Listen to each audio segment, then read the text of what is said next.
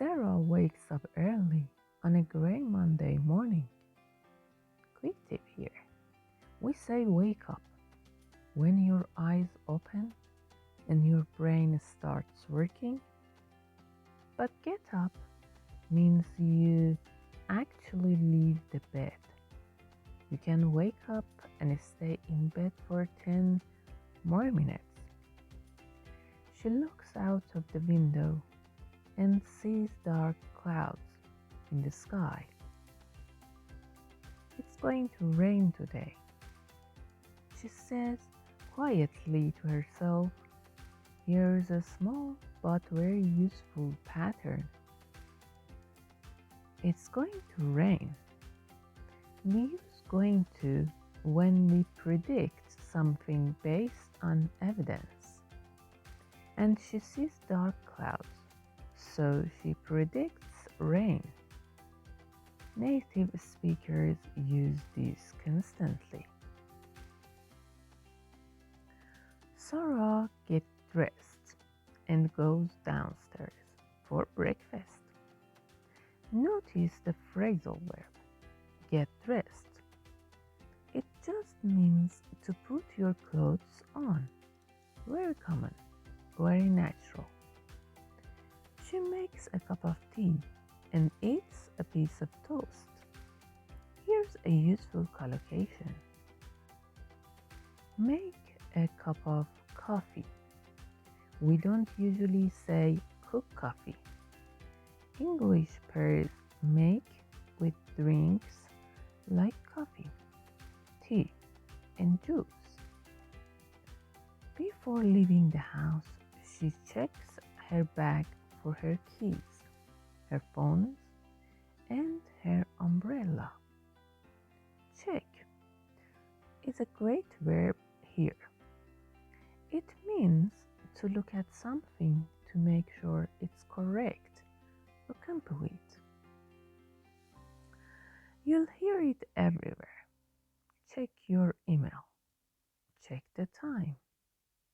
Check your bag. But Sarah cannot find her umbrella anywhere. She looks under the bed, behind the door, and inside the closet.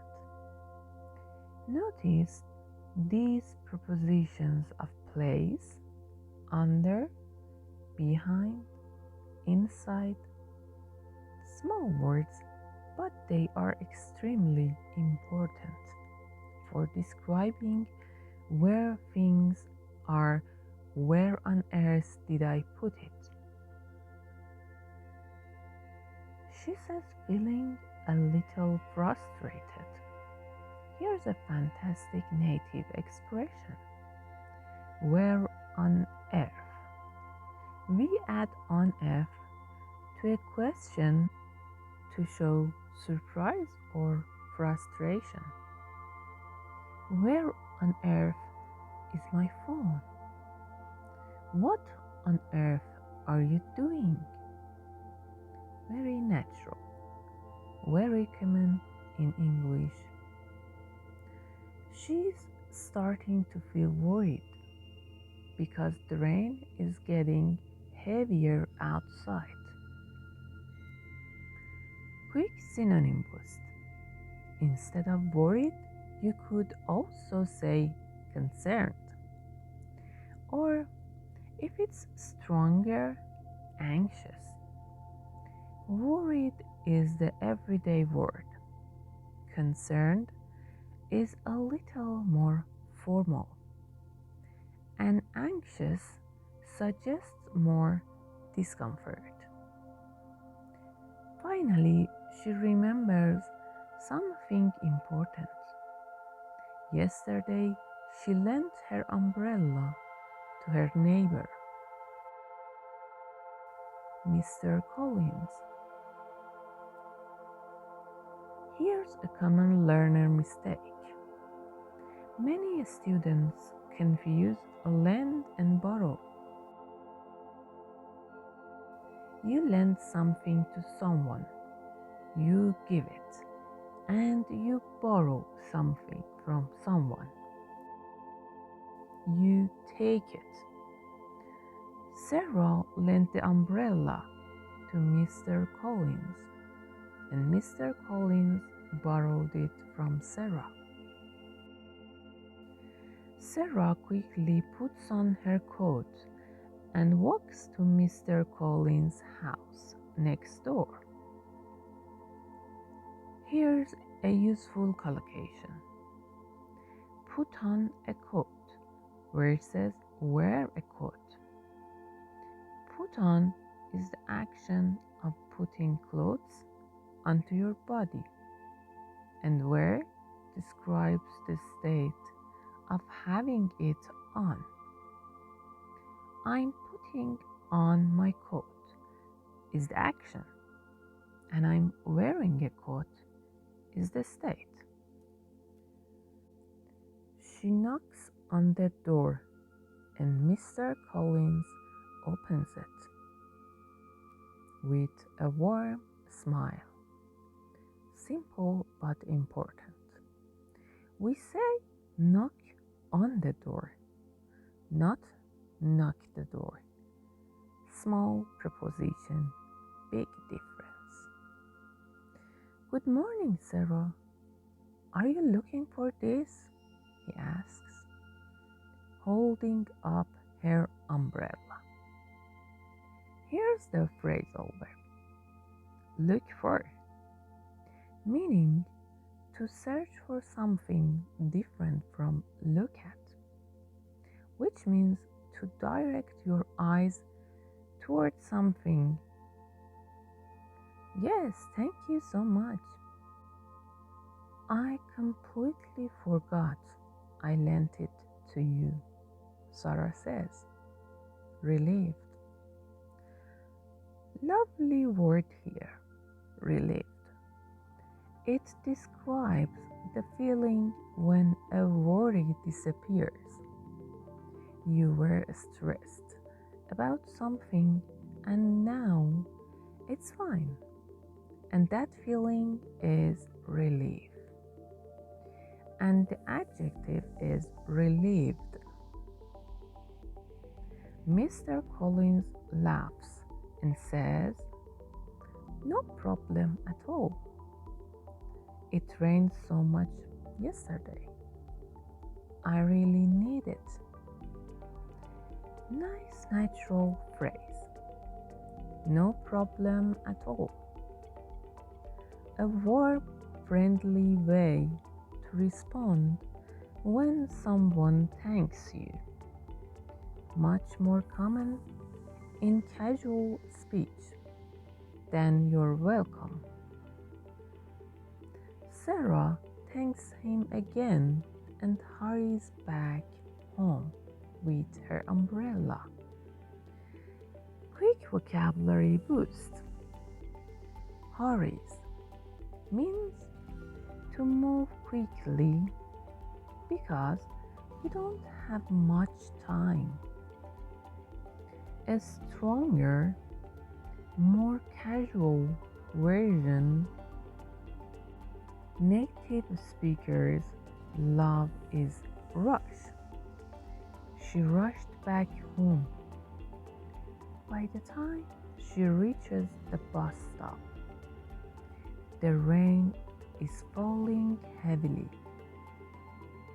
Here's a useful grammar pattern. By the time, it connects two events showing that one thing had already happened when the other one occurred. By the time she reached the bus stop, the rain had started. Very useful for storytelling. She opens her umbrella just in time and waits for the bus. Great expression here. Just in time, meaning at the last possible moment, but not too late. You'll hear this constantly in everyday English. The bus arrives a few minutes later and Sarah gets on, shaking the water off her umbrella. Oh, phrasal verb alert. Get on a bus, train, or plane versus get in a car or taxi. Small difference, but it really matters for sounding natural. She finds a seat near the window and finally relaxes. What a morning, she thinks, smiling to herself. Here's a lovely native pattern. What a plus a noun to express strong feeling. What a day. What a surprise. What a mess. Very natural and very expressive. The bus moves slowly through the wet streets, and Sarah watches the raindrops race down the window. When she arrives at work, her colleague Tom is standing by the door, looking a little stressed. Rough morning? Sarah asks. Here's a handy little expression. Rough morning meaning a difficult or unpleasant morning. You can use rough with lots of time words. A rough day, a rough week, even a rough year. You could say that Tom replies, I overslept and then I missed my usual train. Here's a useful verb, oversleep, meaning to sleep longer than you planned. So you wake up too late. It's one word, no space, and the past tense is overslept. Don't worry, you made it in the end. Sarah says kindly. Nice phrase here. Make it, meaning to arrive successfully or to succeed at doing something despite difficulty. We made it to the airport just in time. He worked hard and finally made it. They walk inside together, shaking off the last bit of rain from their coats. The office is warm, and the smell of coffee fills the air. Sarah sits down at her desk, turns on her computer, and takes a deep breath. The morning passes quickly, full of small tasks and quiet conversations. Around midday, Sarah and Tom decide to grab lunch together at a small cafe nearby. Here's a very natural phrasal verb, grab lunch, meaning to eat something quickly and casually, often with someone. Let's grab a coffee sometime. is another common example. At the cafe, they order sandwiches and sit near the window, watching the rain slowly turn into a light drizzle. Nice word here, drizzle, meaning very light rain, softer and gentler than a full rainstorm. It's a lovely word for describing that kind of soft, misty rain. I heard the weather's supposed to clear up later, Tom says, looking outside. Here's a useful phrasal verb, clear up, meaning that bad weather improves and becomes better.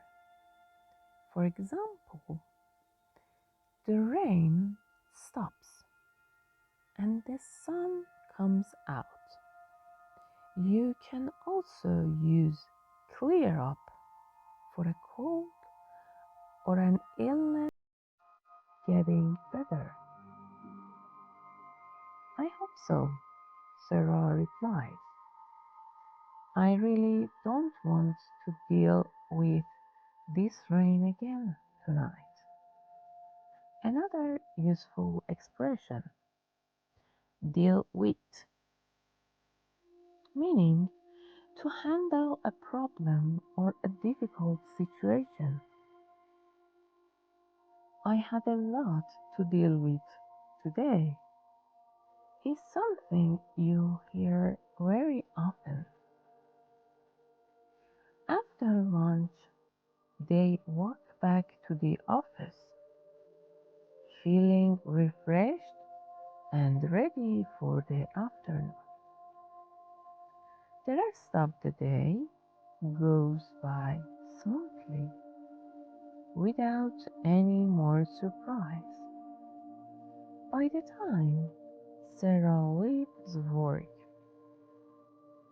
the sky has indeed cleared up, just like Tom predicted, and a soft golden light spreads across the wet streets.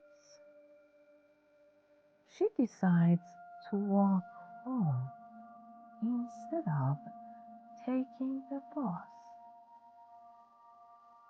enjoying the fresh, clean snow that follows rain.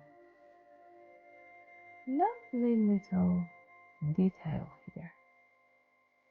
That fresh smell after rain actually has a name in English. It's called petrichor. Though, don't worry. That word is quite rare and mostly used in writing, not in everyday conversation.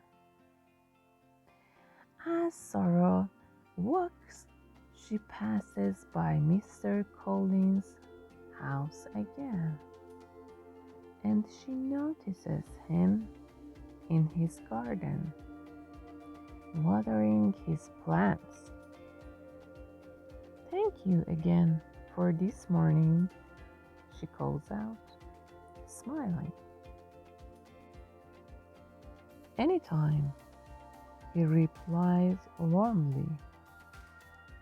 That's what neighbors are for.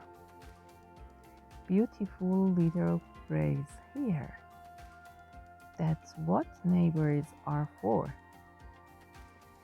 Or more generally, that's what friends are for.